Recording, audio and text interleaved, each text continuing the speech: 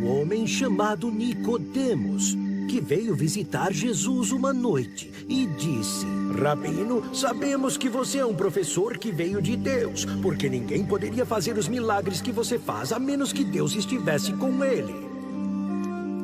A Bíblia diz que Nicodemos era um fariseu. Nós sabemos que os fariseus eram muito rígidos com suas vidas religiosas. Isso significa que Nicodemos estudava as Escrituras todos os dias. Ele as conhecia de cor e teria sido cuidadoso para fazer tudo o que elas lhe dissessem para fazer. Os fariseus iam ao templo e oravam pelo menos 3 vezes por dia. Eles tinham o cuidado de dar o dízimo sobre tudo que eles ganhavam. Eles jejuavam regularmente, mas na verdade do que as Escrituras diziam para eles jejuarem. Os fariseus davam dinheiro aos pobres e faziam muito trabalho bom e voluntário na comunidade. O povo os considerava homens sagrados, que eram muito próximos a Deus. Certamente, se havia alguém bom o suficiente para entrar no céu, era Nicodemos. Mas quando ele visitou Jesus, ele quisesse que Jesus dissesse que ele estava indo bem. Mas, em vez disso, Jesus disse algo que Nicodemos não esperava ouvir. Ele disse que Nicodemos precisava nascer de novo, antes de poder entrar no reino do céu. Nicodemos ficou confuso e perguntou: como um homem pode renascer quando ele já é velho? Poderia ele entrar no útero de sua mãe uma segunda vez e nascer? Jesus disse a ele que ele precisava renascer das alturas, pelo poder do Espírito Santo. E ainda Nicodemos não entendeu. O Velho Testamento claramente mostra que todo mundo é um pecador e necessita um renascimento espiritual.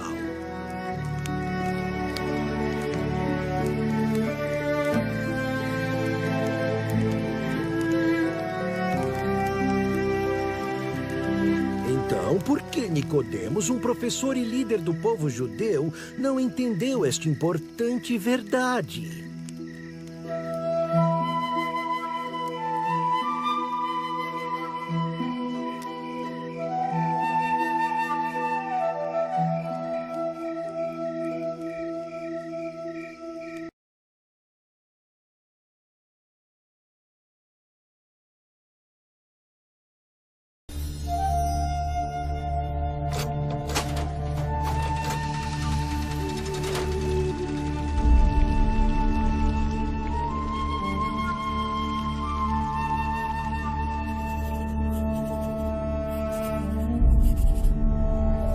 Quando o apóstolo Paulo foi prisioneiro em Roma, ele escreveu uma carta para a igreja em Éfeso.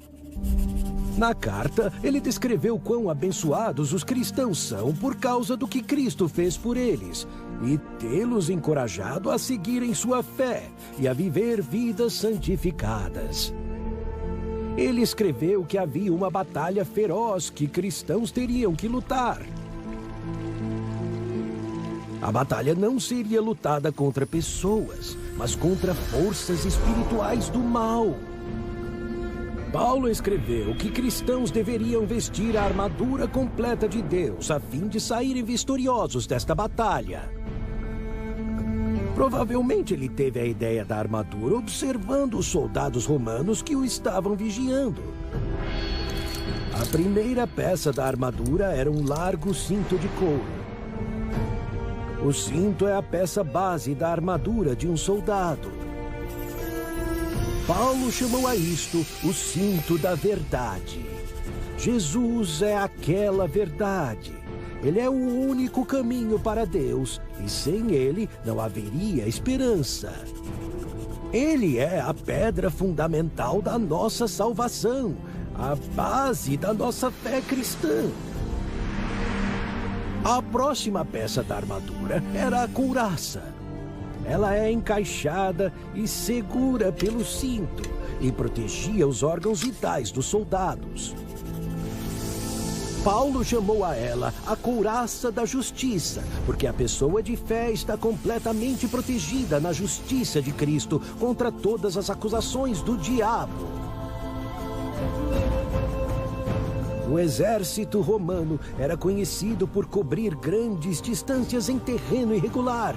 Isto era porque seus soldados usavam botas que protegiam seus tornozelos e pés. E por causa de suas botas, eles eram capazes de se manterem firmes contra o inimigo. Paulo escreveu que cristãos deveriam estar preparados para levar o evangelho da paz para o mundo inteiro, independente dos obstáculos.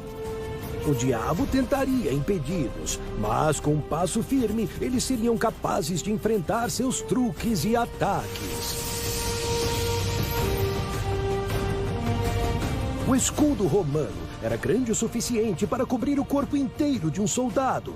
Ele era feito de painéis de madeira que eram colados juntos e cobertos com couro.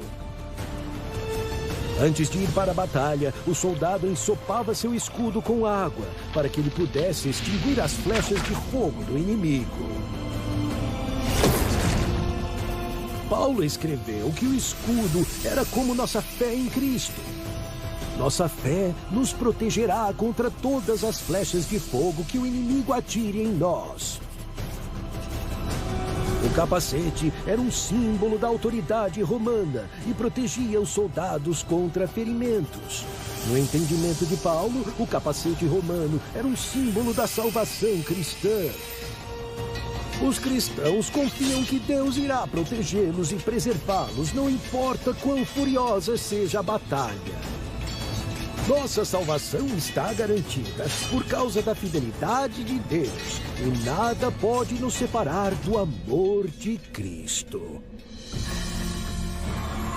A espada romana era curta, desenhada para o combate um contra um.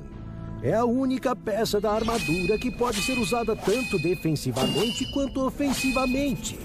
Paulo a chamou de espada do Espírito, que é a palavra de Deus. Jesus mencionou a Bíblia quando ele foi tentado pelo diabo no deserto.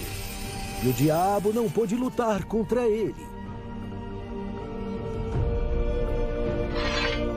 Finalmente, Paulo escreveu que cristãos deveriam orar um pelos outros.